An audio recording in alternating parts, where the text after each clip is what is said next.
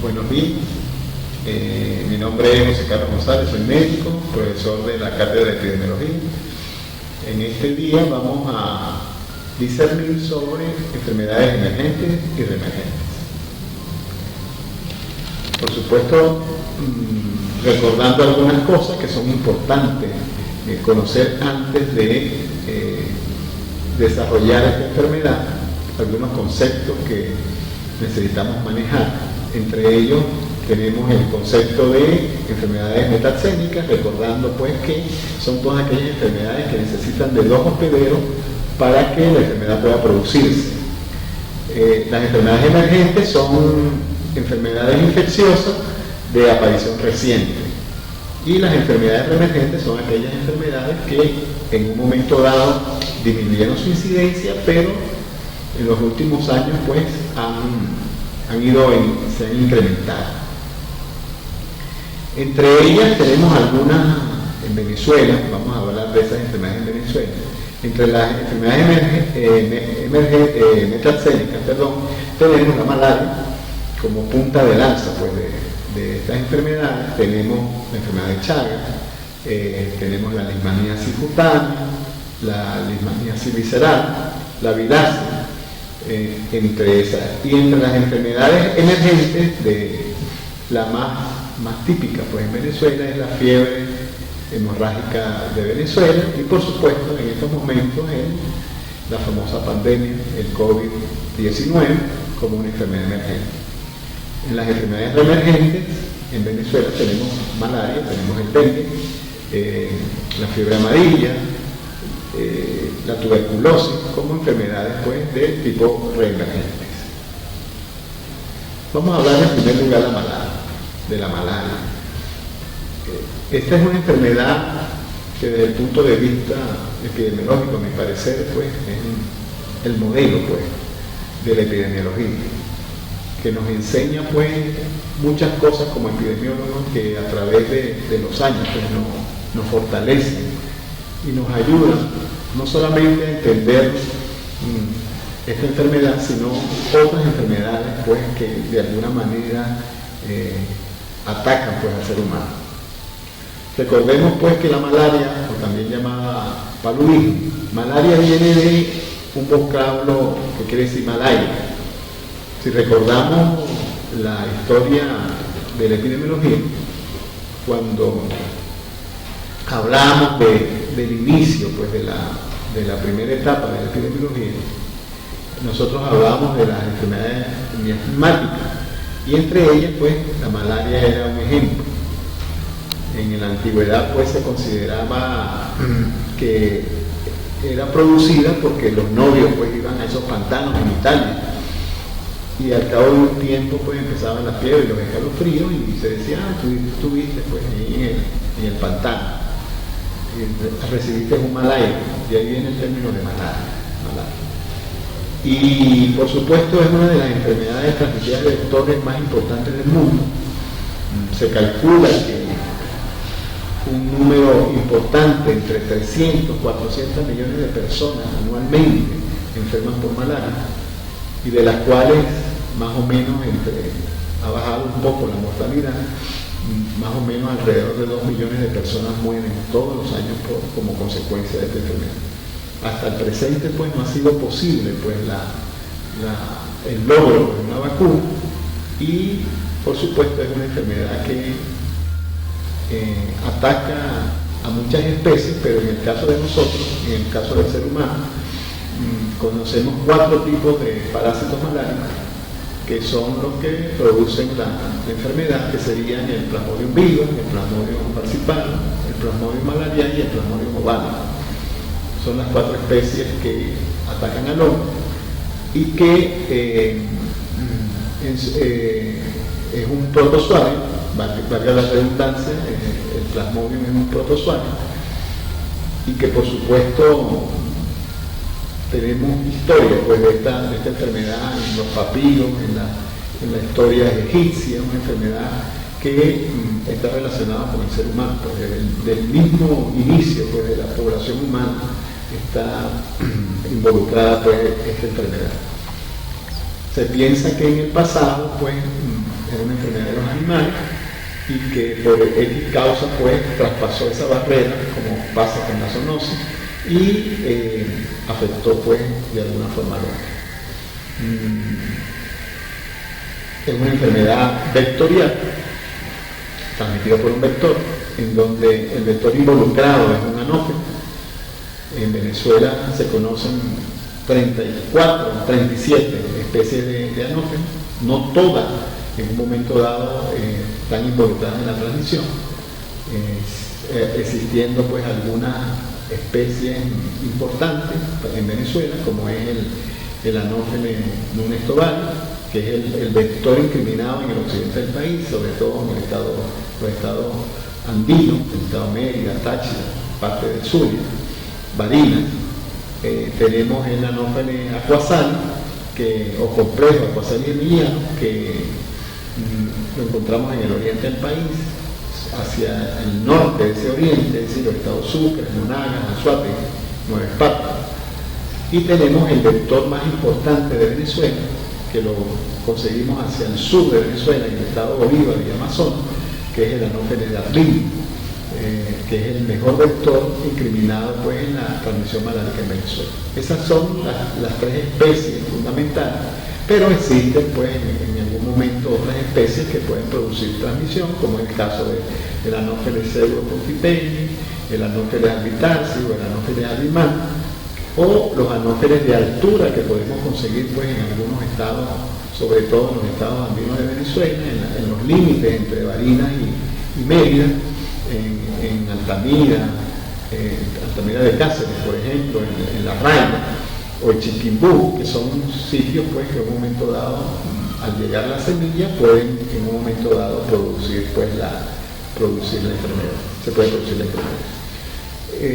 Lo otro importante pues que nosotros debemos saber es que en Venezuela conseguimos de estas 4 especies, 3 son las que se pueden conseguir en Venezuela. El Plasmodium viva, que es la fórmula parasitaria más frecuente, aproximadamente el 75% de la transmisión en Venezuela se debe al Plasmodium viva.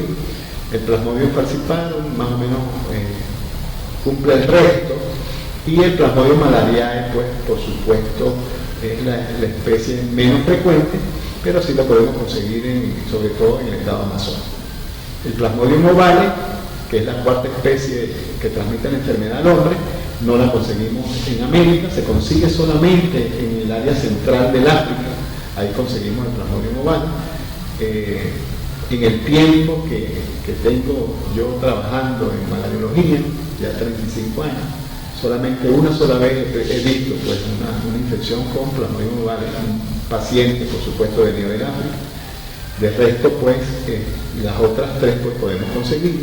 Muy frecuente pues, es la transmisión mixta que se produce en la enfermedad con el Plasmodium falciparum y el Plasmodium viva, que se consigue, pues, por supuesto, en vista pues, del deterioro de la parte preventiva, la parte de control de esta enfermedad en Venezuela, observamos con más frecuencia pues, en el estado Bolívar y Amazonas.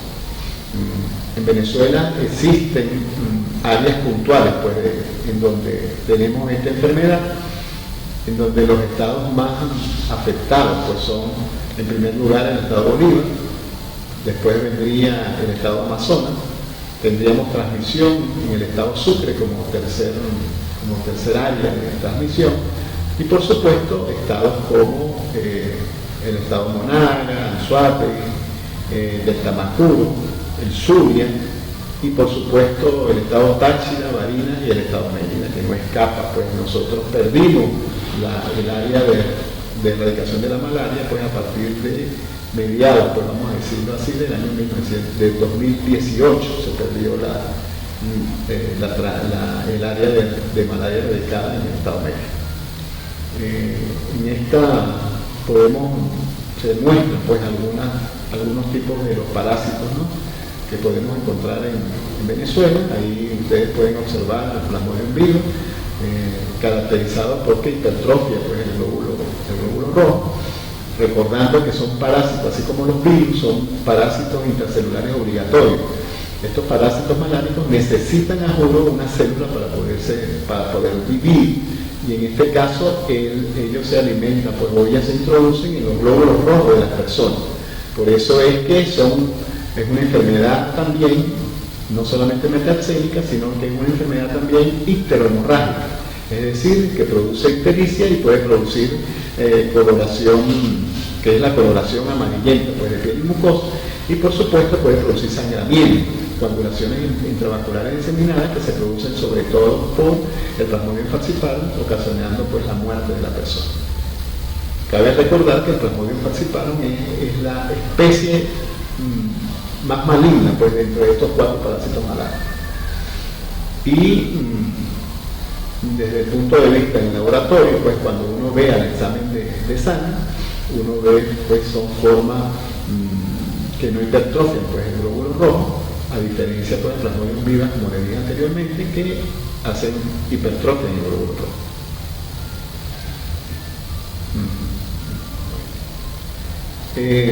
Esta enfermedad, como es metaxémica, tenemos que, y necesita 2 hospederos, cumple 2 ciclos. Un ciclo asexual que se produce en el hombre y un ciclo sexual que es el que se va a producir dentro del mosquito. Necesariamente para el desarrollo de este parásito necesita los 2 hospederos. Como les dije anteriormente, podemos encontrar pues, esta enfermedad también en monos, son otro tipo de especies de Plasmodium. En las aves también podemos conseguir, ¿verdad?, esta enfermedad, y en animales salvajes se puede conseguir pues, la malaria. Pero los que exclusivamente atacan el hombre son estos 4 pues, que acabamos de ver. El ciclo asexual por lo regular es el que ocurre en el individuo, más o menos, dependiendo de la especie, si es Plasmodium vivax, falciparum, malarial, el ciclo va a cambiar. Por lo regular, el promedio de ese ciclo asexual en el hombre para el Plasmodium vivax está alrededor de los 14 días. En el caso del Plasmodium falciparum puede estar entre 9 y 11 días, y el Plasmodium malarial es más alargado. Ese periodo puede sobrepasar los 20 días, a veces 30 días puede llegar. El ciclo sexual es el que se produce dentro del mosquito, en este caso el anófeles, que es el vector transmisor de la enfermedad. Y por supuesto, si vamos a definiciones, sería el huésped definitivo, porque es el que se realiza en su ciclo sexual. Ese ciclo sexual en el mosquito aproximadamente va a durar también, dependiendo si es el Plasmodium vivax, falciparum o malarial, puede durar en promedio 14 días en el caso del Plasmodium vivax. Es decir, una vez que el mosquito se infecta o se alimenta de la sangre de una persona infectada, ella recibe pues, o toma pues, los macro y microgametocitos, que es la forma infectante para el mosquito. Y ese macro y microgametocito se va a desarrollar pues, en el mosquito, y más o menos ese ciclo va pasando por varios ciclos. Se ocurre la fecundación dentro del mosquito, y por supuesto van habiendo las diferentes transformaciones pues, que van ocurriendo, hasta que se forman pues, en la glándula salivar del mosquito, se forman los esporozoitos, que es la forma infectante para el hombre. En un siguiente ciclo, pues a los 14 días aproximadamente, la hembra, pues necesitando pues, alimentarse pues, de sangre para poder desarrollar los huevos, ella va a picar pues, a un individuo y va a transmitirle pues, los esporozoitos, que es la forma infectante para el hombre. Ese esporozoito, de una vez, pues, al poco tiempo, llega a nivel del hígado de la persona, y en el hígado del individuo van a pasar una serie de transformaciones. Más o menos ese periodo de incubación va a estar alrededor de los 14 días para el Plasmodium vivax, y posteriormente pues en la célula hepática pues estos esporos, la forma evolutiva del Plasmodium se revienta la célula del hígado, y va a pasar ¿a dónde? Va a pasar a la sangre. Y en la sangre ella va a buscar pues introducirse pues en los glóbulos rojos de la persona, que es donde va a terminar de desarrollar su ciclo, y donde va a pasar por las diferentes etapas, trofozoitos jóvenes, medianos, adultos, esquizontes, etcétera, etcétera, hasta que se formen las formas infectantes para el vector. Este ciclo es variable, es decir, una vez que empiezan a destruirse pues, los glóbulos rojos como consecuencia de la invasión de los trofozoitos o del parásito malárico, ellos se van a reproducir dentro del glóbulo rojo y el volumen pues, de esta cantidad de parásitos hace que el glóbulo rojo se destruya y ellos van a invadir los nuevos glóbulos rojos. Por eso el tipo de ictericia que se produce como consecuencia de la invasión de los parásitos maláricos es una anemia de tipo hemolítica, porque hay destrucción del glóbulo rojo. Se va a producir, por supuesto, disminución de la hemoglobina en la persona y aumento de la bilirrubina. Pues, ¿por qué? Porque hay hay información del pigmento de la bilirrubina y por supuesto vamos a encontrar valores elevados de bilirrubina, sobre todo la bilirrubina indirecta, que es la que no se combina con la proteína.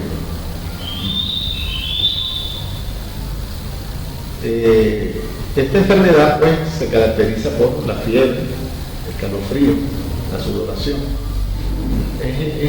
Cuando uno vea su primer caso de malaria, por supuesto eso no se le va a olvidar nunca.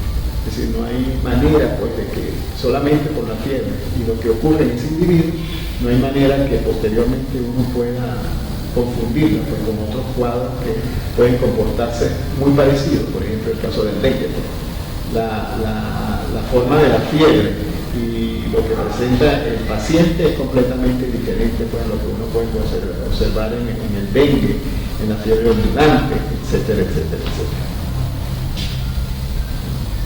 Ahí se muestra pues el ciclo evolutivo del parásito, ahí ven pues cómo ocurre pues, el ciclo de la enfermedad, y ese ciclo es importante que nosotros lo entendamos.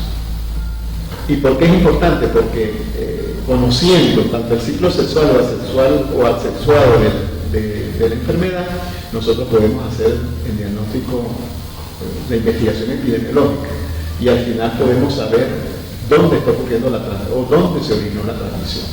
Eso es muy importante pues, tener este detalle. El vector, en este caso el anófeles, hablando un poco de él, podemos decir de que sus hábitos son nocturnos.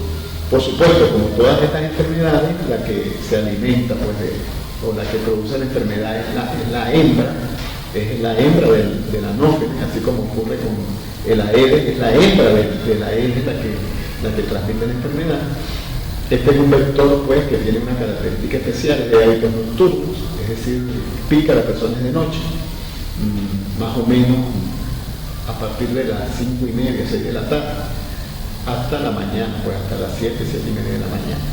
Hábitos nocturnos, por supuesto no pica todos los días. Nosotros hemos llamado a ese periodo el periodo nootrófico de la enfermedad, que es el tiempo en que tarda la hembra en producir, en volverse a alimentar. Más o menos en Venezuela ese ciclo está alrededor de los 3 días. Es decir, cada 3 días la hembra se alimenta de sangre. Y ese es el fundamento pues, de los vectores, en el caso así como el AR, en el caso de los flegótomos, transmisión de la leishmaniasis y el anófeles, pasan por 4 ciclos evolutivos, estos vectores.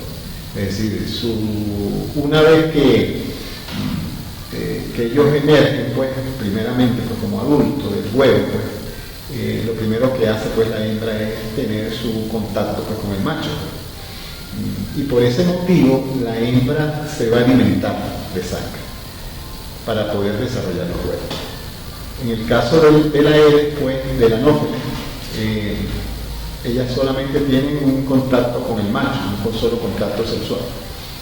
Y ellas guardan, pues, en sus espermátidos, ellas guardan los espermatozoides del varón y van sacando pues poco a poco los huevos que ella necesita que se fecunten.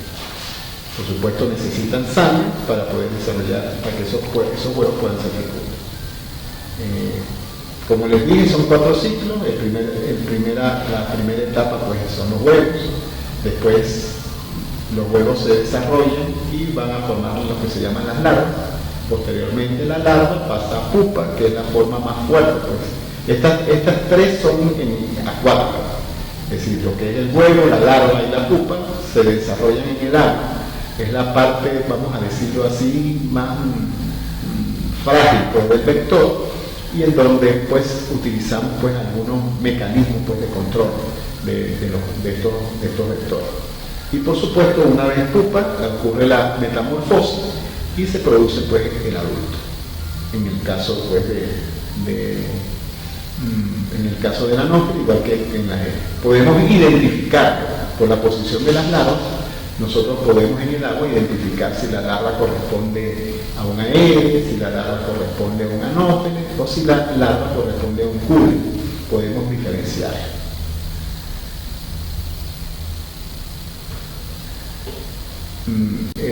Bueno, ya sabemos, pues, recordando nuevamente que tiene hábitos nocturnos, a diferencia pues de la Aedes, que el Aedes pues sus hábitos son todo el día. La hembra de la Aedes, que recuerden que la Aedes es el transmisor, pues en este caso pues el transmisor del dengue y por supuesto de la fiebre amarilla urbana, el Aedes aegypti. Pero hay distintos tipos de Aedes, muchas de la Aedes alopecia y la Aedes aegypti, porque son en salud pública los más importantes. En Venezuela pues conseguimos Aedes aegypti. Ok, entonces, recapitulando entonces, los vectores, caso de la Aedes y la anófila, los pleónomos, tienen 4 ciclos. Su ciclo evolutivo pasa por 4 etapas, 4 fases: huevo, larva y pupa, que son etapas acuáticas donde el vector pues, es más frágil, y la parte adulta.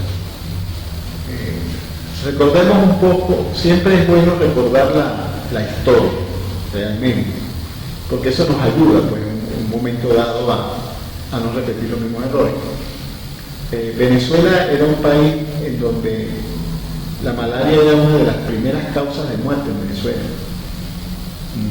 Por eso en el año 1936 se funda pues, el Ministerio de Salud, y por supuesto se inicia pues, la Dirección Especial de Malariología el 27 de julio del año 1936 a cargo del doctor Anadol Gabaldón, médico trujillano, por supuesto odiado con los mejores malariólogos del mundo en ese entonces, y se le da la responsabilidad de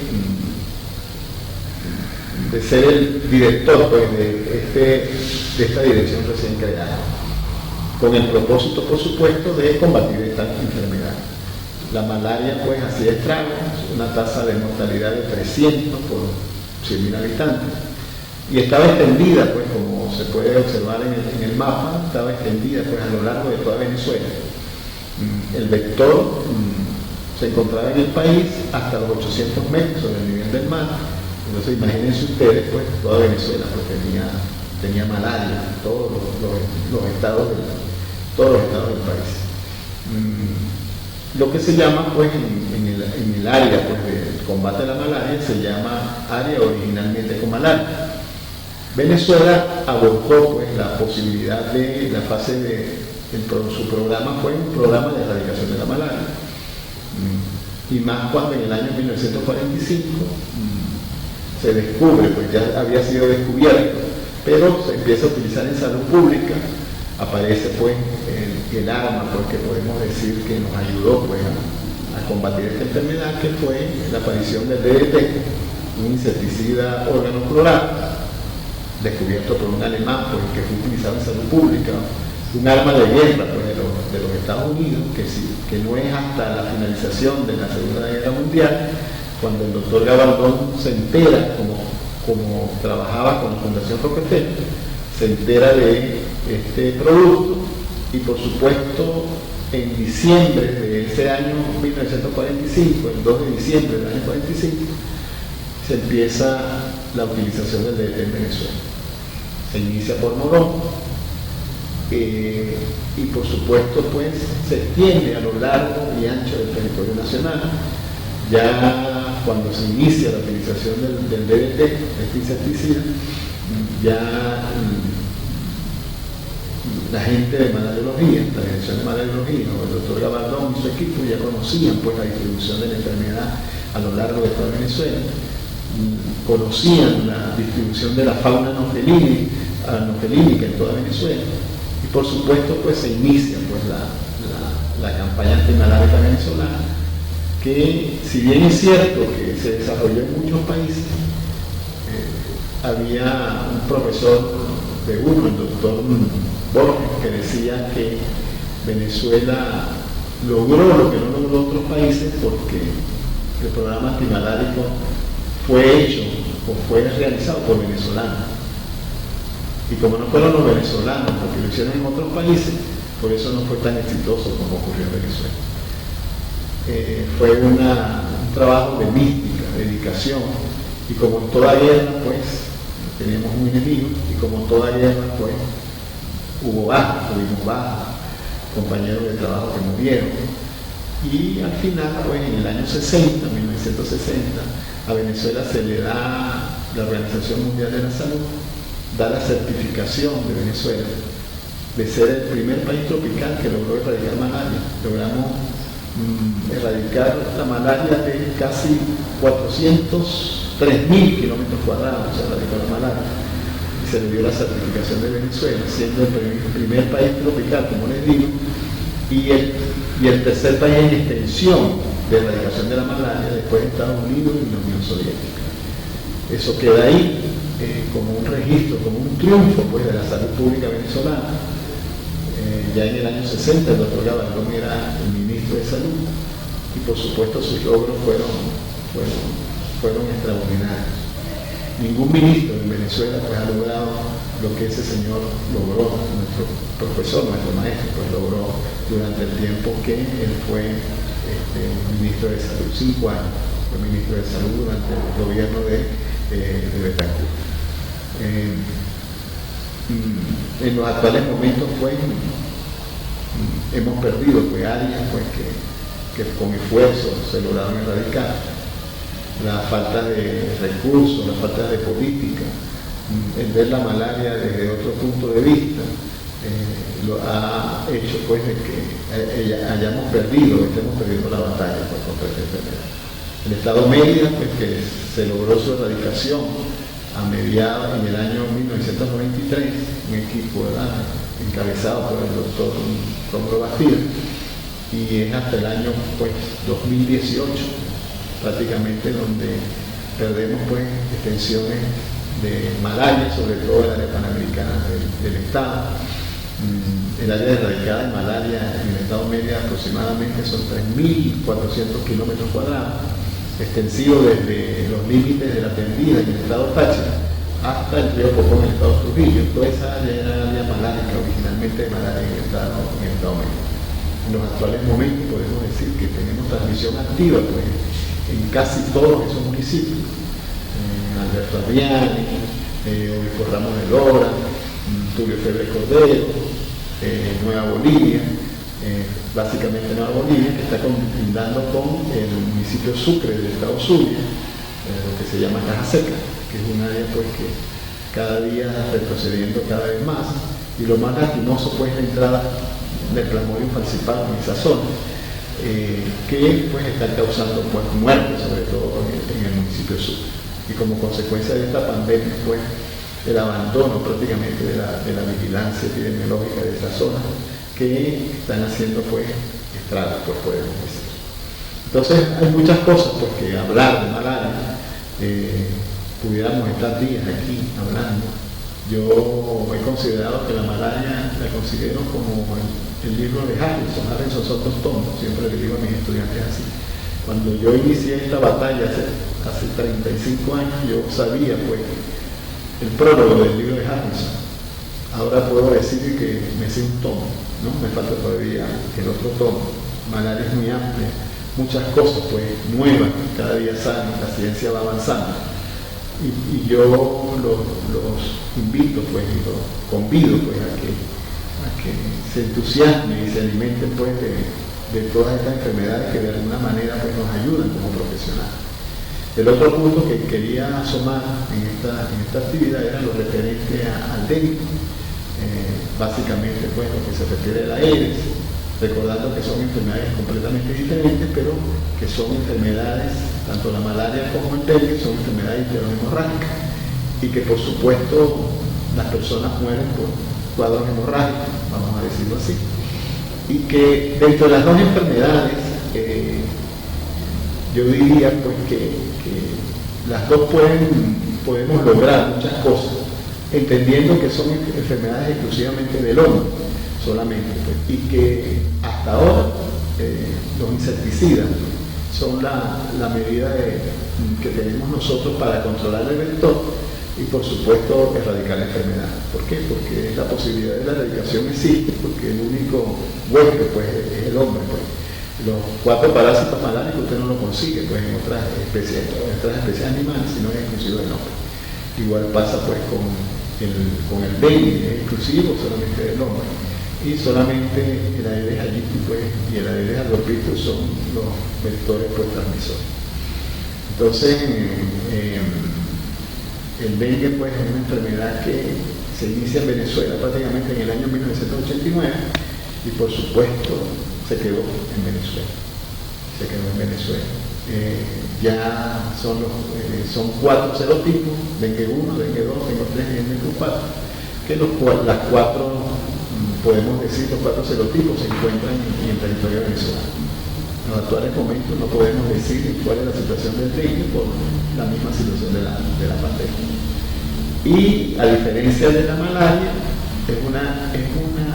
el vector es como si fuera más fácilmente manejable, controlable, porque él habita con nosotros, la hembra habita con nosotros en nuestras casas. Es el inquilino indeseado, pero que nosotros le hemos dado todas las posibilidades y las oportunidades para que él se desarrolle. Por supuesto, como pasa con el anófeno, el Aedes también necesita el agua. Y en el caso de la Aedes, pues el agua que ella va a requerir, ¿verdad?, para poder colocar su huevo, lo tenemos nosotros en nuestras casas.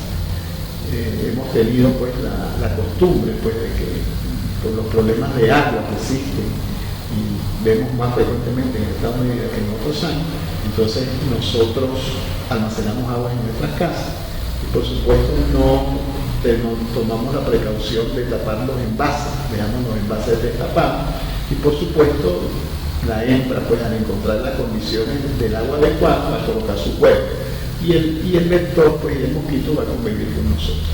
Él sabe a la hora que nosotros llegamos a la casa y a esa hora que nos va a picar. Pues sabe a la hora que nosotros dormimos y a esa hora que nos va a picar. Y por supuesto eso es lo que está ocasionando la transmisión. Si nosotros lográramos mantener los envases de agua tapados, bien tapados, fuera muy difícil, ¿verdad?, que la transmisión pudiera ocurrir. Porque no le daríamos la posibilidad a la hembra pues, de colocar su huevo. Entonces, esto era lo que nos interesa, pues que ustedes conozcan. De todas maneras, ahí tienen su material, lean todo el material, porque no solamente está malaria, está dengue, tienen otras enfermedades importantes desde el punto de vista de la salud pública venezolana que son buenos pues que ustedes manejen. Bueno, muchas gracias por su atención.